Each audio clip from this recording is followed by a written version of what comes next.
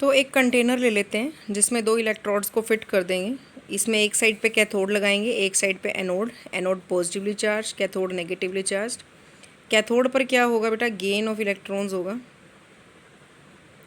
Gain of electron का मतलब यहाँ पर होगी रिडक्शन। और एनोड पर क्या होगा, लॉस ऑफ इलेक्ट्रॉन होगा।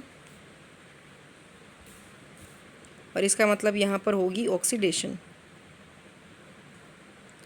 तो हमने ले लिया है यहाँ पर कौन, मोल्टन NaCl, पिघला हुआ NaCl जो टूट जाएगा Na पॉजिटिव में और Cl नेगेटिव में। अब सोडियम क्योंकि कैथोड पर प्रेजेंट है तो उसे इलेक्ट्रॉन्स गेन करने हैं, एज उसे रिडक्शन करना था। तो सोडियम एक इलेक्ट्रॉन को गेन कर लेगा और Na में कन्वर्ट हो जाएगा। ऐसे ही Cl नेगेटिव पर इलेक्ट्रॉन एक्स्ट्रा हैं तो वो उस इलेक्ट्रॉन को लूज़ कर देगा और Cl बनकर अपनी इलेक्ट्रोड पे चला जाएगा। अब Cl जो है एक गैस की तरह एग्जिस्ट करता है, तो Cl हम यहाँ पर कितने ले लेंगे, 2 ले लेंगे, ताकि यहाँ पर ये 2 इलेक्ट्रॉन को लूज़ कर दे और यहाँ से Cl2 बन के इस पर डिपॉजिट हो जाए। अब ये जो इलेक्ट्रॉन ये लूज़ कर रहा है, ये इलेक्ट्रॉन कहाँ पहुँच गए हैं, यहाँ पर पहुँच गए हैं। अगर ये इलेक्ट्रॉन यहाँ पहुँचेंगे तभी तो सोडियम उन इलेक्ट्रॉन्स को गेन कर पाएगी। तो इसके लूज़ किए हुए इलेक्ट्रॉन घूम कर आ जाते हैं इसके पास, ताकि ये Na में कन्वर्ट हो सके और Cl यहाँ पर अपने इलेक्ट्रॉन को लूज़ कर क्लोरीन गैस में कन्वर्ट हो सके। तो इस तरह से हमें अपना सोडियम मेटल मिल जाएगा इस प्रोसेस से। अब प्रोसेस देखिए, मैंने कहा कैथोड पर सोडियम 2 इलेक्ट्रॉन को गेन कर Na में कन्वर्ट हो जाएगा। सोडियम कहाँ से आया है, मोल्टन NaCl से। इलेक्ट्रॉन कहाँ पर मिले, कैथोड पर मिले, जिससे ये इसमें कन्वर्ट हो गया। एनोड पर इलेक्ट्रॉन लूज़ किए हैं क्लोरीन ने। क्लोरीन ने अपने इलेक्ट्रॉन किसको दे दिए, एनोड को दे दिए, और किस में कन्वर्ट हो गया, क्लोरीन गैस में कन्वर्ट हो गया। अब इस काम को करने के लिए आप लोग NaCl को सिर्फ पिघला कर लीजिएगा, उसका एक्वस फॉर्म मत लीजिएगा, क्योंकि अगर नमक को पानी में घोल दिया तो नमक जो है Na जो कैथोड पर प्रोड्यूस हो रहा था वो बाद में पानी से रिएक्ट करके NaOH बना देगा, मतलब मुझे Na कभी मिल ही नहीं पाएगा। इसलिए इस काम को करने के लिए हमेशा एक्वस की जगह मोल्टन NaCl का इस्तेमाल करेंगे, ताकि हमारे पास प्योर प्रोडक्ट आ सके।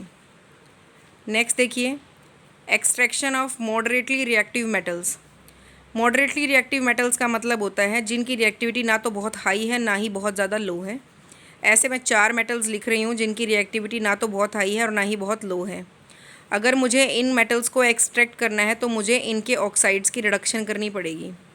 ऑक्साइड्स की रिडक्शन का मतलब क्या है कि अगर मेरे पास ZnO है तो इसका मुझे बनाना है Zn, यानी कि इसके ऑक्सीजन मुझे ख़त्म करनी पड़ेगी। ऑक्सीजन के रिमूवल को रिडक्शन ही तो कहते हैं।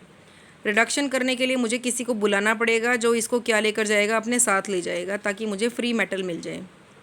लेकिन अर्थ में ये जो मेटल्स है ना, सीधा ऑक्साइड की फॉर्म में कई बार अवेलेबल नहीं होते हैं।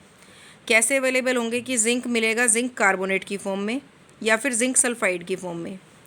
ऐसे ही मैंने अभी पीछे बताया था, आयरन या तो FeCO3 या FeS की फॉर्म में, ऐसे ये अवेलेबल होंगे। तो पहला काम हमें क्या करना पड़ेगा, फर्स्ट ऑफ ऑल हमें उनके कार्बोनेट या सल्फाइड फॉर्म को उनकी ऑक्साइड फॉर्म में कन्वर्ट करना पड़ेगा।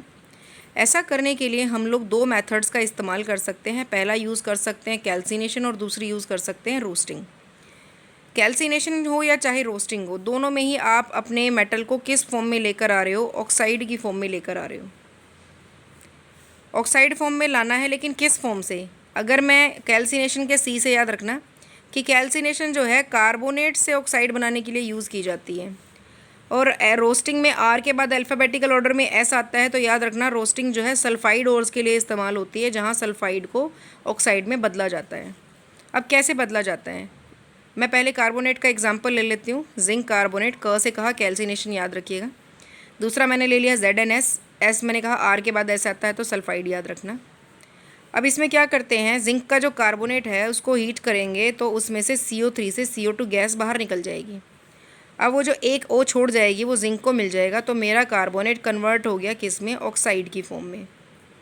ऐसे ही यहाँ सल्फाइड लिया था, इसको ऑक्सीजन दूंगी तो यहाँ ZnO बन जाएगा और यहाँ साथ में निकल जाएगी SO2 गैस, तो यहाँ सल्फाइड भी किस में बदल गया, ऑक्साइड में।